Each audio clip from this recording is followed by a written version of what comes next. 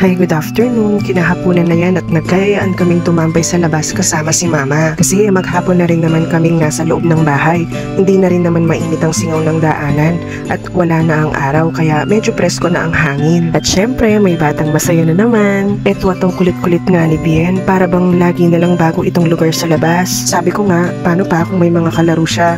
Baka hindi na siya magpapasok sa loob ng bahay at sa labas na lang siya. Wala pa nung baby si Bien, dito na kami madalas tumambay. Noong infant pa siya, dito ko rin siya pinapaarawan at hanggang sa matuto na siyang maglakad. Maraming beses na rin siyang nadapa at natumba. Hindi ko nga makakalimutan yung expression ng mukha niya. Sa tuwing nadadapa siya, magugulat muna siya bago siya umiyak. Buhangin pa noon ang daanan kaya pagtapos niyang maglaro dito, super dumi ni Bien kaya talagang papaliguan ko siya pagpasok sa bahay. Pero ngayon, laki na ng ikinaganda nitong sa sidewalk kasi sementado na at may mga bricks pa. Itong batang makulit, tuwa tuloy dahil ang lawak ng playground niya.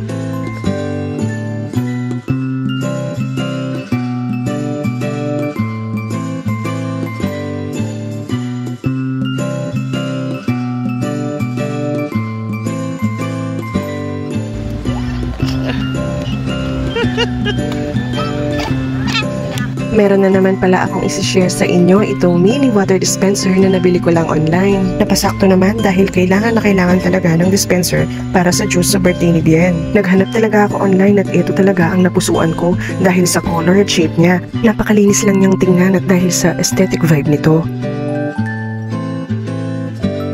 Paoblong ang shape ng takip nito at may double lock ito sa side. Plastic nga pala ang material ng water dispenser. Clear o transparent ang pinakalalagyan ng tubig. Kaya kitang-kita ang laman sa loob. Ito rin ang dahilan kaya nagustuhan ko to dahil malalaman mo agad kung kailangan ng i-refill ng tubig o juice at ng yelo.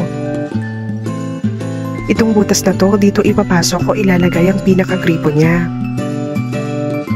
Ito yung gripo at may kasama itong screw na magsisilbing lock nito. Madali lang ilagay or ikabit ito. Tulad lang din ng mga water gallon na ginagamit natin sa bahay. Sisiguraduhin din pala na mahigpit ang pag-ikot sa screw at dikit na dikit ang rubber seal sa dulo para talagang walang leak. So far naman, mula nang ginamit ko itong water dispenser, wala naman siyang leak at wala din akong naging problema sa flow ng tubig.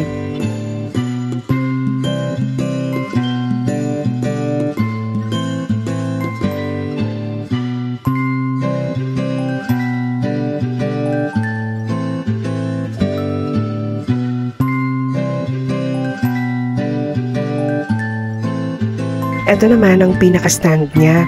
May 4 na butas ito para dito itatapat yung 4 na bilog sa bottom part ng pinakalalagyanan ng tubig.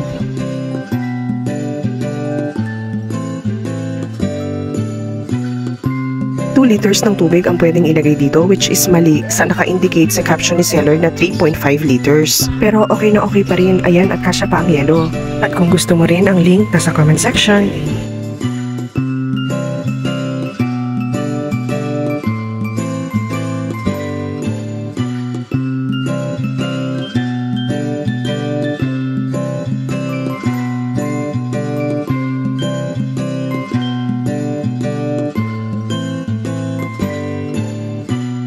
The next day na ito at nagpunta ako sa school ni ate for cards out at registration for senior high school.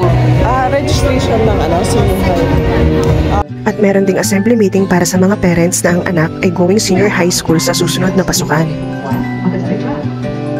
Technical vocational language track. 3. Arts and science track. At 4. Sports track. And-explain nila sa amin dito about sa strands na pwedeng pagpilian ng bata at kunin at marami pang iba. Ayan, tapos na ang meeting at papunta na ang mga parents sa kanilang respective classroom para sa cards out naman. Talagang summer na no? Sobrang init at buti na lang may dala akong payong dyan at talagang sobrang bilis ng lakad ko dyan. Kasi naman ang sakit sa balat ng init ng araw kaya ngayong summer po, bago tayo lumabas ng bahay, lalo na sa oras na tirik ang araw, huwag po nating kalimutang mag-sunblock. Sa wakas at nakarating na ako sa building ni ate pero pahirapan na naman sa pag-akyat ng hagdanan dahil sa 4th floor pa ang room ni ate. Wow, para lang akong nag-marathon nito. Well anyway, hindi ko na sinama si ate ngayon kasi siya ang bantay kay Bien at sa tindahan. Naku, parang ang dami ko nang nasabi pero umaakyat pa rin ako ng hagdanan. Sa totoo lang, hingal na ako dyan pero finally natatanong ko na yung tuktok.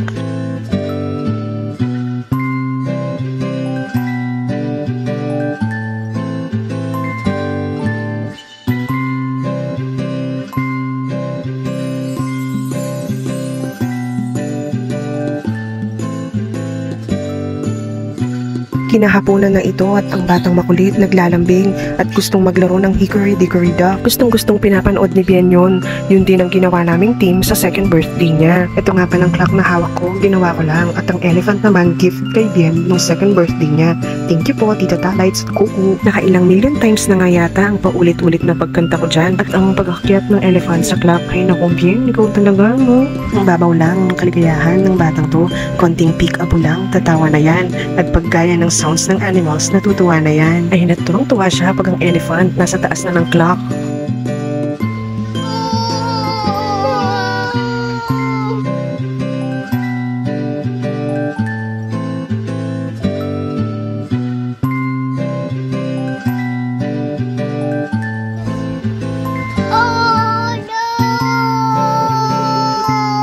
Okay, fast forward, kinagabihan na yan at patulog na itong si Bien. Ayan at sinisigurado ko muna na mahimbing ang tulog niya. At tinatry ko na rin tumayo dyan dahil may mga naiwan pa akong gagawin na dapat tapusin.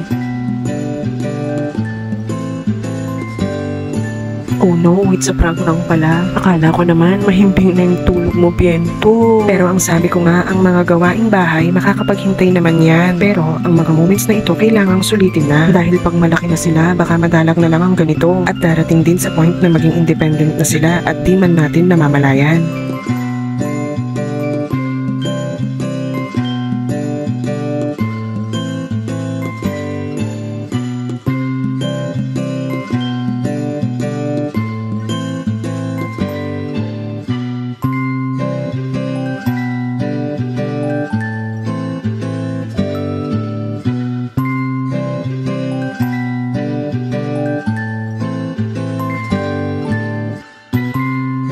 Ang link ng Korean sandals nasa comment section.